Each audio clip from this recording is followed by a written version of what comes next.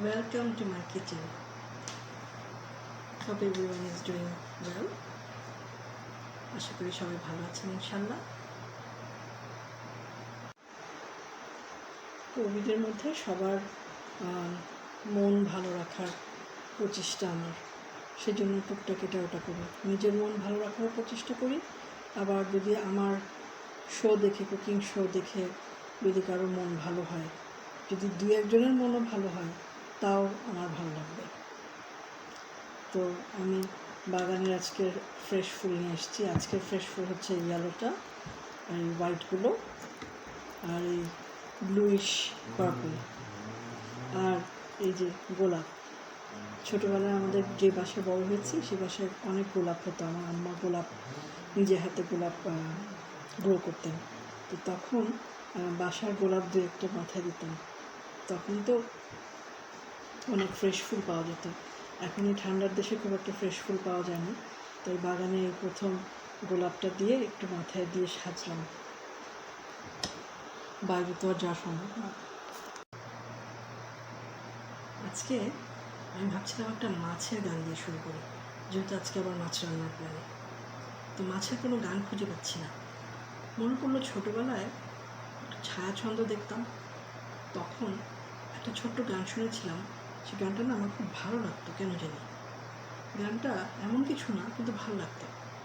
দেখতাম যে একজন নায়ক, কী জানি নাম, সে বসে বসে মাছ ধরছে, আর পিছনে নায়িকা ঘুরে ঘুরে গান গাচ্ছে আর বলছে, মাছ রাঙা পাখি তুই আয় আয় আয়, ছিপ ফেলেছে বুড়ো খোকা হায় হায় হায়।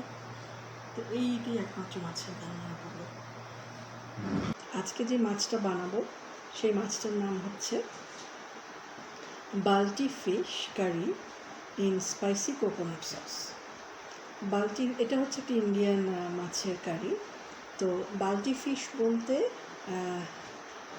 ইন্ডিয়ান স্টাইলের যে রান্নাটা, ওটা অ্যাকচুয়ালি মিন করে কারহাই, যে কড়াইয়ের মধ্যে রান্না করাটা, এটাই ওরা বাল্টি ফিশ মিন করে, কড়াই বা ওকের মধ্যে। তো আমি সেই জন্য ছোট্ট একটা কড়াইয়ের মধ্যে রান্না করব। তো আমি নিয়েছি 5 টুকরো ছোটো ছোটো রুই মাছ, ছোটো ছোটো 5 টুকরো রুই মাছ, আধা চামচের মতো কালো জিরা নেব, এক্সকিউজ মি, হলুদ নিয়েছি 1 চা চামচ, মরিচ নিয়েছি, মরিচের গুঁড়া আধা চা চামচ, আর জিরা আর ধনের গুঁড়া মিলিয়ে নিয়েছি 1 চা চামচ। এই যে হলুদ, মরিচ, জিরা, ধনে একসাথে করে ক্রাশ করে নিয়েছি। কাটা পেঁয়াজ নিয়েছি আধা কাপ, জাস্ট চপ করেছি। একটা ছোট্ট সাইজের কিউট একটা রোমা টমেটো, খুব কিউট সাইজের রোমা টমেটো পেয়েছি। রোমা টমেটো হচ্ছে লম্বা টমেটোগুলো, তো ওগুলো ইউজুয়ালি এত বড় হয়, কিন্তু এগুলো ছোটো ছোটো ছোটো, একটু কিউট। ওটা একটা ছোটো কেটে নিয়েছি, টুকটুকে লাল আর খুব জুসি। এখানে নিয়েছি 3 কোয়া রসুন পাতলা পাতলা স্লাইস করে কেটে, আর 4-5টা শুকনো মরিচ নিয়েছি, একটা নিয়েছি কাঁচামরিচ। এখানে নিয়েছি 2 টেবিল চামচ ডেসিকেটেড কোকোনাট, আর একটা স্লাইস, পাতলা স্লাইস লেবু রস করে নেব। আর এখানে নিয়েছি 1 মুঠ ধনেপাতা। এই দিয়েই আজকে, আর গোলমরিচ তো একটু ছিটিয়ে দিতেই হয়, তো এই দিয়েই আজকে বাল্টি ফিশ কারিটা করব। তো I hope it will be interesting. তেল গরম করে রসুন, কালো জিরা দিলাম, মাঝারি আছে কিছুক্ষণ নাড়ছি। দিব কোকোনাট দিয়ে একটু ভাজা ভাজা করব।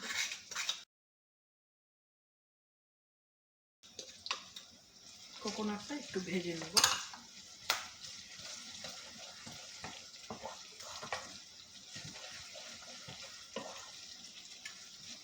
জাস্ট ফ্লেভারটা আসবে ভাজা ভাজা করে।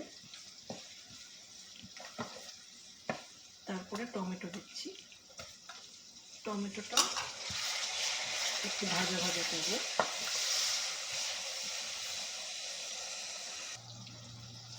এখন আমি আধা চা চামচ লবণ দিচ্ছি, ভাজা হয়ে গেছে।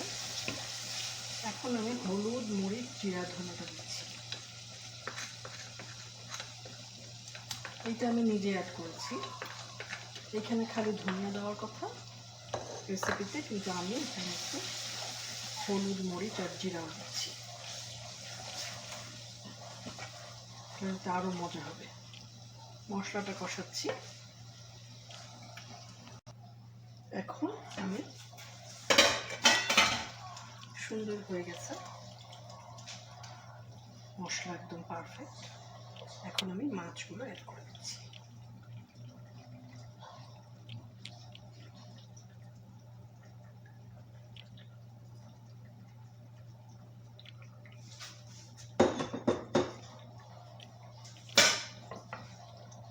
মশলার সাথে ভালো করে মাখিয়ে দিলাম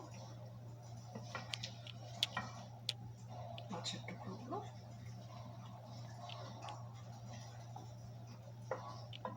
এখন মাঝারি আছে খোলা থেকে কিছুক্ষণ হোক, এই 5 মিনিট মাঝারি আছে খোলা রান্না হোক, তারপর ঢেকে দেব।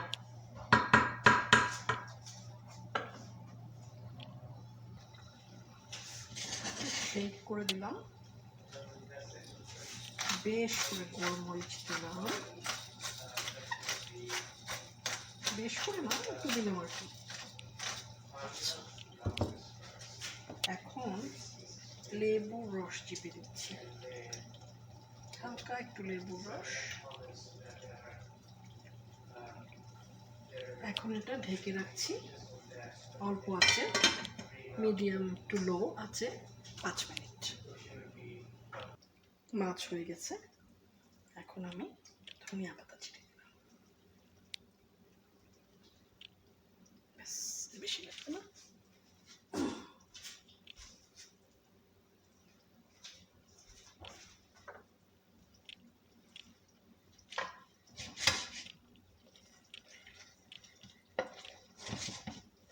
ধনে পাতা ছিটানোর পরে চুলাটা বন্ধ করে 5 মিনিট চুলা রেখে দিচ্ছি। চুলা বন্ধ করে দিচ্ছি, দিয়ে ঢেকে 5 মিনিট রাখছি, তারপর বেড়ে ফেলবো। Balti fish curry with coconut spicy coconut, মশলাদার নারকেল দিয়ে মাছের একটা ঝোল, মাছের কারি, খুবই মজার ভাত দিয়ে খাওয়ার জন্য। খুবই ইন্টারেস্টিং একটা রেসিপি, এটা পারলে banyan. It's really, really light and delicious. Thank you.